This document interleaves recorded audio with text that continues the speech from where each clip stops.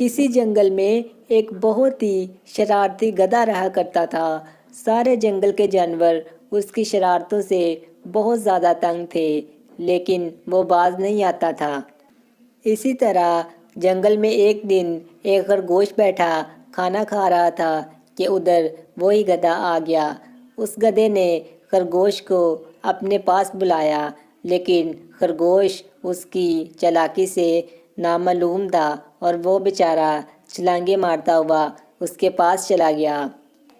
جیسے ہی خرگوش اس کے پاس پہنچا، گدھا فوراً سے پلٹا اور اس نے خرگوش کو ایک زوردار لاٹ ماری اور وہ خرگوش بہت دور جا کے گرا اور بہت بری طرح زخمی ہو گیا۔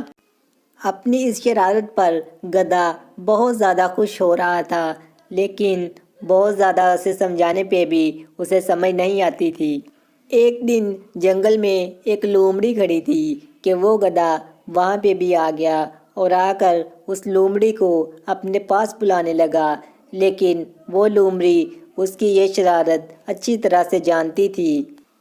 اس لومڑی نے گدھے کو کہا کہ وہ خود اس کے پاس آ جائے، کیونکہ وہ کافی دور سے آئی ہے اور کافی تھکی ہوئی ہے۔ گدھا اس لومڑی کے پاس جانے لگا اور جیسے ہی وہ اس لومڑی کے پاس پہنچا، وہ اسے بھی مارنے لگا۔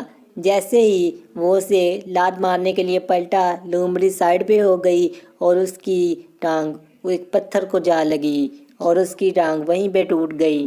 لومڑی یہ سب دیکھ کر بہت زیادہ ہنسنے لگی، کیونکہ آج گدھے کو اس کی شرارتوں کی سزا مل گئی تھی، اور اب وہ گدھے سے کہنے لگی کہ اس کے لیے اتنی ہی سزا کافی ہے اور آج کے بعد وہ کبھی بھی ایسا نہیں کرے گا۔ اس کے بعد گدھے نے بھی توبہ کر لی اور کبھی کسی کو تنگ نہیں کیا اور ہمیشہ دوسروں کے ساتھ اچھی طرح سے رہنے لگا۔